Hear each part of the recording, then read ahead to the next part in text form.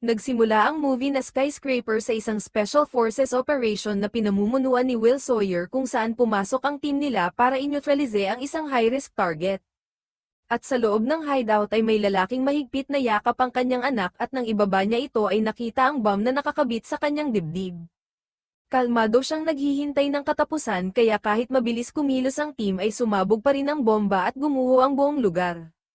Dito ay malubhang nasugatan si Will at isinugod sa surgery. At mula sa trahedyang iyon ay nagsimula ang bagong yugto ng kanyang buhay. Makalipas ang ilang taon ay itinayo ang The Pearl, ang pinakamataas at pinaka-advanced na skyscraper sa mundo na pagmamay-ari ng mayamang negosyanteng si Zhao Longji at may kakaibang kumikinang na sphere sa tuktok. Habang si Will naman ay may prosthetic leg na at namumuhay na kasama ang asawa niyang si Sarah at ang kanilang 2 children na sina Georgia at Henry sa 98th floor ng Pearl. At nagmamay-ari rin siya ng maliit na kumpanya na gumagawa ng advanced building security systems. Isang araw ay binisita siya ng dati niyang kaibigan na si Ben at inimbitahan siyang makipagkita kay Zhao para i-present ang resulta ng 6 months na trabaho nila sa security system ng Pearl. Habang nasa elevator sila ay namangha si Will sa napakalaking indoor waterfall sa gitna ng building at pagdating nila sa office ni Zhao sa 220th floor ay mainit silang sinalubong at ipinakilala ang security team na sina Johnny Oki at Pierce. Ipinakita ni Will ang system na may high-tech fire detection, sealed ventilation, high-pressure CO2 sprinklers at isang remote control facility na mino-monitor ang buong building 24/7 gamit ang encrypted connections kaya humanga si Zhao at bilang tiwala ay ibinigay niya kay Will ang tablet na kayang kontrolin ang buong fire at security system ng building na nakalock gamit ang facial scan ni Will. Ngunit lingid sa kaalaman niya ay lihim na nagpadala ng mensahe si Ben sa isang unknown contact na nagsasabing nasa kamay na ni Will ang tablet. Pagkatapos nito ay ipinakita ni Zhao kay Will ang isang private room na may 317 motion-sensitive projection panels bilang showcase ng advanced technology ng Pearl. Kalaunan ay niyaya ni Ben si Will na sumakay ng bangka papunta sa bahay niya at habang nagkukwentuhan sila ay may lalaking nakasombrero na palihim na nagmamasid sa kanila. At pagdating sa pier ay bigla silang inatake at ninakaw ang bag ni Will. Habang sa Pearl naman ay napansin ng isang staff ang kakaibang butas na nabubuo sa isang room at nang imbestigahan niya ito ay pinaslang siya ng isang armadong grupo na pinamumunuan ni Course Botha na lumabas mula sa butas dala ang mga drum ng kemikal, hudyat ng isang maingat at planadong pag-atake. Sa ibang lugar, ginagamot ni Ben si Will dahil sa knife wound na nakuha niya sa gulo kanina sa magnanakaw ng bag. At habang ginagamot siya ay nagulat si Ben nang makita na nasa kay Will pa rin ang tablet na itinago nito sa loob ng jacket. Maya-maya ay tinawagan ni Will ang asawa niyang si Sarah na kaka-rating lang muli sa Pearl at habang magkausap sila sa phone ay napansin ni Sarah ang grupo ng mga lalaking pumasok sa floor nila kasama si Course Botha na nagpakilalang phone technicians. Umalis man ang mga ito ay naging suspicious si Sarah lalo na nang makita ang malalaking bag na dala nila. Samantala ay naghahanda na si Will na umuwi nang bigla siyang tutukan ni Ben ng baril at hingi ng tablet kaya nagkaroon ng matinding agawan na nauwi sa aksidenteng pagkakabaril kay Ben sa tiyan. Kasabay nito ay sinimulan na ng grupo ni Botha ang pagkalat ng mga kemikal sa iba't ibang floors ng Pearl at sinindihan ng apoy para matrigger ang alarm kung saan nagsimula ang sunog sa 96th floor na 2 floors lang ang layo mula sa kinaroroonan ni Sarah at ng mga bata. Sa loob ng office ni Zhao Longji ay umalingaw-ngaw ang mga alarm pero nanatili siyang kalmado at piniling huwag mag-evacuate dahil tiwala siya sa advanced safety systems ng building. Bumalik naman si Will sa apartment ni Ben para alamin ang totoo pero nadatnan na niyang patay ito at wala siyang nalaman. At nang tumingin siya sa labas ay nakita niya ang Pearl na nilalamon ng apoy kung saan nakatrap ang kanyang pamilya kaya agad siyang tumakas ngunit hinarang siya ng isa pang attacker at napilitang lumabas ng building. Sa labas ay hinarap siya ng babaeng si Sia na ginamitan siya ng taser para kunin ang tablet ngunit dumating ang mga pulis at nagkaroon ng kaguluhan dahil napagkamalan nilang si Will ang isa sa mga salarin kaya pinaulanan siya ng bala. Nakatakas si Will gamit ang police motorcycle at mabilis na bumalik sa Pearl para iligtas ang pamilya niya habang si Sia at ang team nito ay pumunta sa isang control center na may layo na 2.2 kilometers mula sa building at inagaw ang kontrol ng lahat ng system ng Pearl. Sa loob ng skyscraper ay nalaman ni Zhao na nakatrap pa rin ang pamilya ni Will sa 98th floor kaya inutusan niyang ilipat sila sa kanyang office para sa kaligtasan. Samantala ay nag-video call si Will kay Sarah at ginabayan siya sa escape plan, ngunit bago pa siya makakilos ay nahack ng grupo ni Botha ang main system ng building at sinunod ng hacker ang utos na i-disable ang fire suppression system at buksan ang oxygen vents, kaya lalo pang lumakas ang apoy sa 96th floor at mabilis itong kumalat paitaas. Kasabay nito ay ipinapakita na sa mga news channel si Will bilang pangunahing sospek sa kaguluhan, kaya nang tangkain siyang hulihin ng mga pulis ay muntik na siyang maaresto, ngunit nakatakas siya. Sa control center naman ay tuluyang nabasag ng hacker ang system at inireport niya ito kay Sia, ngunit agad siyang pinatay ni Sia para masigurong walang lalabas na impormasyon tungkol sa operasyon nila. Pabalik sa Pearl ay nagdesisyon na si Zhao Longji na mag-evacuate gamit ang isang specialized helicopter na nakatago mismo sa loob ng building para sa emergencies, ngunit bago umalis ay bumalik muna siya sa office para kunin ang mga mahahalagang gamit sa isang secret vault. Samantala ay narating ni Will ang isang construction crane malapit sa tower at ang bawat galaw niya ay nakuha ng live cameras, kaya naging sentro siya ng atensyon ng publiko. Inakyat niya ang crane, pumasok sa control room at pilit itong inilapit sa skyscraper habang tinrap niya ang mga humahabol na pulis sa elevator sa pamamagitan ng pag-chain ng pinto. Kahit kulang ang abot ng crane ay hindi siya umatras at pinakawalan niya ang pulley, kaya bumangga ang braso ng crane sa bintana ng mataas na bahagi ng tower. At nang makalaya ang mga pulis at palibutan siya ay tumakbo si Will at tumalon patungo sa building hanggang tuluyang bumagsak siya sa loob.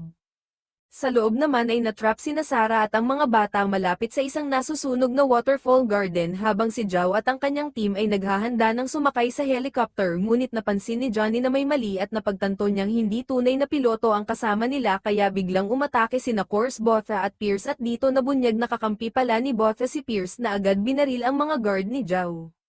Sa gitna ng gulo ay nabaril ang fake pilot at nawalan ng kontrol ang helicopter hanggang sumabog ito. Nakaligtas si Zhao at nagtago sa kanyang private vault habang nalaman ni Botha na si Will lang ang kayang magbukas ng private room ni Zhao, kaya nagpasya siyang gamitin ng pamilya ni Will bilang pain.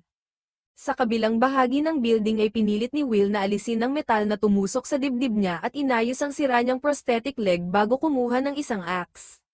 Sa gitna ng usok at mga bumabagsak na debris ay nakasalubong ni Sarah at ng mga bata si Pierce at tinangka niyang kontrolin ang sitwasyon hanggang sa magtangka silang tumakas, ngunit nang itutok na niya ang baril ay biglang sumugod si Will mula sa apoy at pinabagsak siya.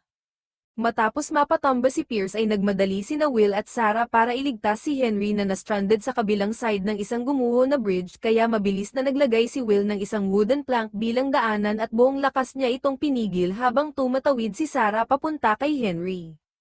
Nang makaligtas na sila ay inutusan ni Will sina Sarah at Henry na pumasok sa elevator at ipinaliwanag ang plano na puputulin niya ang mga cable para mabilis itong bumaba pababa. At bago niya sila paalisin ay sinabi niyang hilahin ni Sarah ang manual brake lever sa bilang na 5.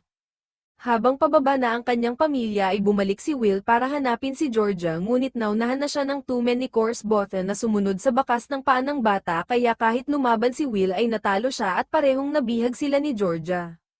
Habang patuloy na umaakyat ang apoy ay dinala ni Botha si Will sa harap ng private room ni Zhao Longji, at habang hawak si Georgia bilang hostage ay pinilit niyang buksan ni Will ang pinto kung ayaw niyang mahulog ang bata mula sa building, kaya napilitan si Will na sumunod. Matapos dalhin si Georgia ay nakita ni Will sa monitor na ligtas na nakatakas sina Sarah at Henry, kaya muli siyang nag-focus at naghanap ng paraan para tuluyang mabuksan ang private room, at sa isang screen ay napansin niya ang program na konektado sa security system ng kwarto na may cable palang nakatago sa likod ng turbine. Samantala ay dinala si Sarah para kausapin si Inspector Wu, kung saan nalaman niya na si Course Botha ay isang wanted criminal at dating military operative na konektado sa iba't ibang international crimes, at ibinahagi rin niya na ang mga tauhan ni Botha ay may dalang malalaking bag na may Seren logo na kinilala ni Wu bilang parachutes. Pabalik sa loob ng Pearl ay naghanda si Will sa isa na namang delikadong hakbang para iligtas si Georgia at pigilan si Botha, kaya binasag niya ang reinforced glass at gumamit ng adhesive pad sa kamay at paa para akyatin ang panlabas na bahagi ng building papunta sa turbine. Habang umaakyat siya ay inaral ni Wu ang taas ng building at galaw ng hangin, at napagtanto nilang balak tumakas ng grupo ni Botha sa pamamagitan ng pagparachute papunta sa cargo dock, kaya namangha sila sa tapang ni Will habang napapanood ito sa live broadcast. Matapos ang matinding pag-akyat ay narating ni Will ang turbine room at pinutol ang cable kaya nabuksan ang vault ngunit nang magsimulang magsara muli ang mabigat na pinto ay isinangga niya ang prosthetic leg sa pagitan ng mga panel para makapasok. Sa loob ay hinarap siya ni Zhao na may hawak na baril at puno ng pagdududa ngunit doon na ibunyag ang totoo tungkol sa plano ni Botha na isa palang walang awa na extortionist na konektado sa 3 major criminal syndicates na humingi ng malaking pera kay Zhao.